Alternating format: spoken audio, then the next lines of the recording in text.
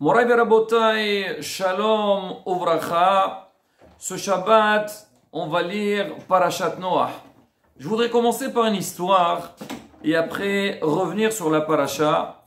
Alors, vous savez, Rabotai, à l'époque, comment c'était les écoles juives? C'est que c'était ouvert à tout le monde. Et à la fin du mois, chaque élève, il amenait une somme d'argent, il a donné au professeur. Et c'était ça, le salaire de l'enseignant.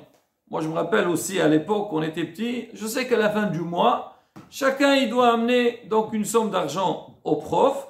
Et après, alors dans certains cas, si jamais donc le prof ne reçoit pas grand-chose, donc c'est la communauté qui est complète, il y a la caisse de la communauté.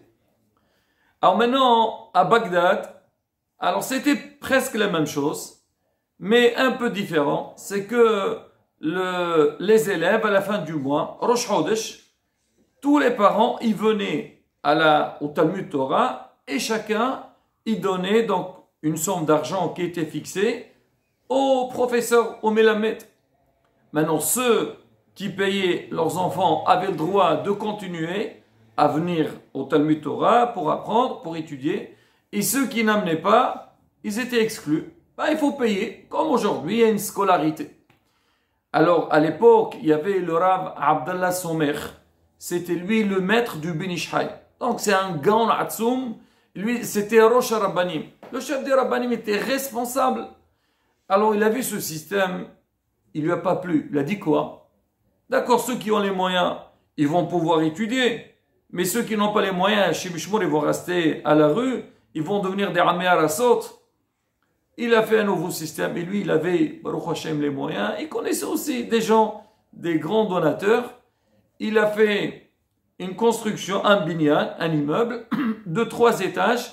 Il a dit, tous les enfants de la ville, tout celui qui veut venir étudier, il vient, c'est gratuit. Et c'est pas seulement ça. Il a pris les meilleurs profs de la ville et il leur donnait donc un bon salaire pour les encourager et pour que les enfants apprennent vraiment comme il faut. Et pratiquement, on dit qu'il a fait un immeuble de 3 étages. Il est arrivé à avoir 5000 élèves. Donc ce système, il a très bien fonctionné. Et Béhémet, il y avait, comme on dit, la Gdil Torah ou la Dira. À un moment donné, il a vu qu'il ne pouvait plus supporter donc cette grande tâche. Alors il a mis des règles dans la ville. Qu'est-ce qu'il a fait? Et ça, Béhémet, on le voit dans beaucoup de communautés. Il a dit maintenant, Rabotai, regardez, quand quelqu'un il va acheter de la viande, il doit rajouter une petite taxe. Et cette taxe-là ira pour le Talmud Torah. Un peu comme les impôts. Mettez de manière raisonnable. Et c'était à la portée de tout le monde. Même aujourd'hui, dans certains pays, par exemple, vous allez en Tunisie, à Djerba, il y a des prix de la viande de la semaine, les prix de la viande pour Shabbat. Donc, Hachamim, à l'époque, c'était vraiment, ils géraient donc la vie communautaire de manière exceptionnelle. Et c'était pareil. Pas de différence dans Djerba, Bagdad, les pays Ashkenaz, Maroc. Partout, c'est pareil. Alors, et maintenant, le Rav, il s'est pas suffi à mettre des enseignants sur place, de gérer aussi la comptabilité, mais il veillait aussi sur l'étude de la Torah, que les élèves étudiaient bien. Mais quand j'ai lu cette histoire, ça m'a rappelé notre maître, Moran Al-Bougit, alors quand, au début, la yeshiva, donc elle était, chez la Torah Verham, était mise en place, alors le Rav, il était derrière, il se renseignait sur tout ce qu'ils faisaient les élèves, s'il manquait de quoi que ce soit, dans tous les domaines de la bataille. Mais plus que ça, le Rav, il venait, déjà, des fois, il venait en classe pour voir comment les élèves étudiaient, et même des fois, en cachette, il essayait de voir comment le limoud, il se déroulait. Et c'était le cas de Rav Abdallah Somer, Zecher Sadiq Kadosh Bracha. Alors lui, qu'est-ce qu'il faisait? Il passait donc derrière les classes, il écoutait comment les enseignants, ils enseignaient. Un jour, le Rav ou le Melamed, il enseignait Parashat Yesé, il parlait de Lavan. Alors, on sait quand Yaakov il est arrivé, il a discuté avec Lavan. Alors Lavan, il a dit à Yaakov, Ach asmi ou psari ata, tu es de ma famille. Alors Yaakov, et donc tu peux rester chez moi. Mais Yaakov, il est resté seulement 1 mois. Donc on s'étonne. On dit, comment ça se fait? Tu as, voilà, nourri, logé, d'accord, il va travailler après Yaakov. Mais pourquoi Yaakov, il est resté que 1 seul mois avec Lavan? Alors le Midrash, il dit c'est que parce que Yaakov il a vu avec Ruach HaKodesh que les 12 tribus ils vont sortir de lui, il a dit moi je ne peux pas les élever avec un rachat comme Lavan. Qu'est-ce qu'il a fait Yaakov Avinu? Donc il s'est retiré et il est parti habiter ailleurs. Et le Rav, il a expliqué à ses élèves, donc ce Midrash-là, de la manière comment je suis en train de vous parler. Alors le Rav, il entend ça, il n'était pas content sur le champ, il toque à la porte, il entre en classe, alors il dit au Mélamed, je viens d'entendre, donc le Midrash que tu viens de dire, mais moi je ne suis pas d'accord du tout avec ce que tu es en train de dire. Le Mélamed était étonné, il dit quoi? C'est pas moi, c'est pas mon hidouche personnel, ça c'est le Midrash qui parle. Il dit écoute, je sais le fond, ce que tu as dit c'est juste, mais c'est pas comme ça qu'on doit enseigner aux enfants. Il dit comment? Apprenez-moi. Et c'est ça la force aussi, à l'époque, même les enseignés, ils avaient la yéra. Ah, il y a le grand Rav qui est arrivé, et donc on écoute, on veut apprendre, on est prêt à écouter, on est prêt à nous améliorer, et non pas, qu'est-ce qu'il raconte, qu'est-ce qu'il nous dit. Alors il dit, allez-y, prenez ma place et commencez. Alors le Rav il dit comme ça aux élèves, écoutez bien mes chers élèves, la vanne c'était un grand rachat. Allez, répétez après moi. Et tous les élèves, j'imagine, il y avait au moins 25 élèves en classe, tous les enfants, la vanne c'était un grand rachat. Après il dit, Yaakov c'est un grand tzaddik. Et les élèves, Yaakov c'est un grand tzaddik. Et un tzaddik doit faire très attention de ne pas être influencé d'un rachat. Et les élèves répètent derrière lui, Yaakov va sortir 12 tribus. Les enfants, Yaakov va sortir 12 tribus. Alors Yaakov, comme il ne peut pas vivre à côté de la vanne, il n'est resté qu'un seul mois chez lui, il est parti ailleurs pour que ses enfants ne soient pas influencés par la vanne à rachat. Et le Rav, il tourne la tête, on met la main, il dit, voilà, regarde, là, les enfants, ils ont pris un Midrash, mais c'est resté dans leur tête. Que quoi? C'est que faire très attention, savoir c'est qui est Sadir, c'est qui est rachat. Faire attention de ne pas être dans un milieu Hasbi Shalom qui peut nous influencer.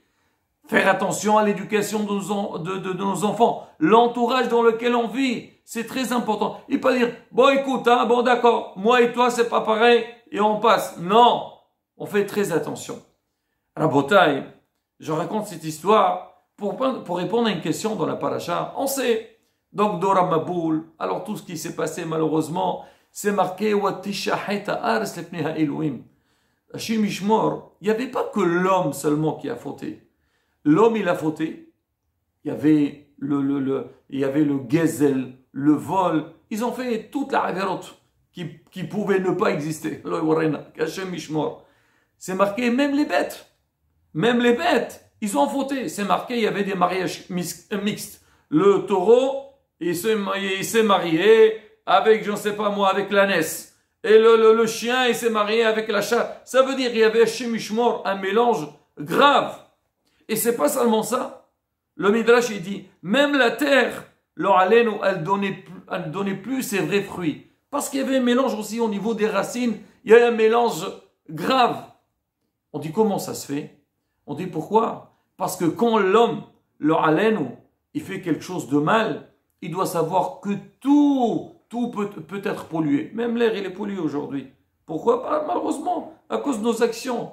Alors maintenant, quand l'homme, il a fait du mal, ça influence sur les bêtes. Ça influence sur la terre. Surtout la bataille. Et c'est pour ça qu'on doit faire très attention, déjà à notre comportement, et aussi s'éloigner du rachat, et savoir c'est qui le rachat. Hasbi Shalom, ça ne veut pas dire mépriser les autres, mais savoir pour l'éducation des enfants, une vigilance. Regardez, faire attention. Alors maintenant on dit que Adam Arishon, pas Adam, Noah, alors lui donc il a vécu cette période, c'était le seul avec sa famille qui était épargné. Alors il a pensé à l'avenir, il savait qu'Hachem il allait exterminer le monde. Alors il a pris avec lui aussi des bêtes, de toutes les sortes des bêtes. Alors la Torah elle dit, alors qu'est-ce qu'il a pris? Le pasteur dit comme ça, il a pris des bêtes qui sont pures et des bêtes qui ne sont pas pures. On sait que dans les bêtes, il y a des bêtes qu'on a le droit de manger et des bêtes qu'on n'a pas le droit de manger. Donc ceux qu'on a le droit de manger, on les appelle tehorot, purs, et ceux qu'on n'a pas le droit de manger, on dit elles ne sont pas pures. Et là, de cette phrase Donc les Mefarshim, ils disent, regardez comment la Torah a fait attention à son langage. Elle aurait pu dire, Mina behema teora, les bêtes qui sont pures et les bêtes qui sont impures. Hatemea. Pourquoi elle a dit enena teora? C'est pour nous apprendre que l'homme doit faire très attention à son langage. Quand tu vas parler, essaye de ne pas dire des paroles qui sont mauvaises, des paroles qui ne sont pas saines. Essaye de transformer, au lieu de dire impur, dis il n'est pas pur. Et ainsi de suite. On apprend de là à la bataille comment faire attention à ce qu'on dit. Et tout le monde pose la grande question. Ils disent, d'accord, ici on a vu que la Torah a fait attention. Mais si on va aller dans Parashat Shemini, où la Torah là-bas parle des bêtes qui sont pures et des bêtes qui ne sont pas pures, la Torah n'a pas dit chaque fois Abema Teora, Abema Shenatora. Elle a dit Abema Teora, elle a dit Teora, et quand c'est impur, elle a dit Temea. Alors pourquoi, quand on a cité les noms des bêtes qu'on a le droit de manger et de ceux qu'on n'a pas le droit de manger, la Torah elle a parlé avec un langage normal et elle n'a pas fait comme ici au niveau de la Teva de Noah. Écoutez bien Rabotai la réponse. Hachamim y répondent. Ils disent en fait, quand il s'agit de mettre le point sur quelque chose qui n'est pas bien, il faut préciser, dire oui, ça c'est impur, ça c'est pas bon, ça c'est interdit, ça c'est le aleno, il faut s'éloigner. Mais quand tu parles d'une manière générale, c'est-à-dire que tu n'as pas un message derrière ça. Moi quand je viens parler à un enfant, je dis Lavan c'est un rachat. Je dis pas que Lavan c'était pas un tzaddik. Non, il faut que l'enfant sache comment on dit quelqu'un. Voilà, on lui envoie un flash dangereux. On met une lumière très forte. On écrit en rouge. Pourquoi? On dit attention. Ça on le fait quand on lit soit des affiches. On veut mettre quelque chose en valeur. On lui met une couleur différente que les autres. Pourquoi? Parce qu'on vient nous avertir. Faites attention. Ça c'est mauvais. Ça c'est pas bon.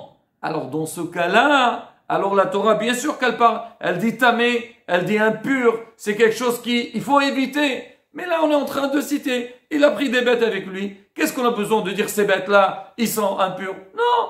Ceux-là, ils sont purs. Ceux-là, ceux qui sont pas purs. Je dis pas le mot tamé. Et Rabotai, comme c'est important ce message-là pour nous. Aujourd'hui, on vit dans un monde complètement perturbé. C'est vrai, on voit le mal face à nos yeux. Mais qu'est-ce qu'on dit? D'accord, moi je fais partie de ceux qui sont bons. Il y a des gens, chacun il fait ce qu'il veut dans sa vie. C'est sûr, on peut forcer personne dans la vie. Mais dans l'éducation, et même pour nous-mêmes, on doit nous mettre dans la tête ce qui est mauvais, il faut s'éloigner. Même quand quelqu'un veut manger. Ah, tu sais que cet aliment, il est dangereux, il est mauvais pour la santé. Alors pratiquement, on va dire, il est empoisonné cet aliment-là. Pourquoi? Pour qu'on n'a pas du tout approche à ça. Et Rabotai, on dit, notre Torah c'est derrière. Quand on lit ces passages, ces parachutes, on va avec nous, comment le monde, Hachem il vient de le créer, l'homme il a fauté, à toi il est parti. Pourquoi le monde il a disparu? Pourquoi Hachem il s'est énervé? Et c'est quoi le remède, Rabotai? Et bien Hachem, quand on va dans cette direction-là, apprendre à nos enfants le derech dans lequel ils vont, Bezrat Hachem, Nizki à tout le bien, Amen, qui Shabbat, Shalom, on vorach.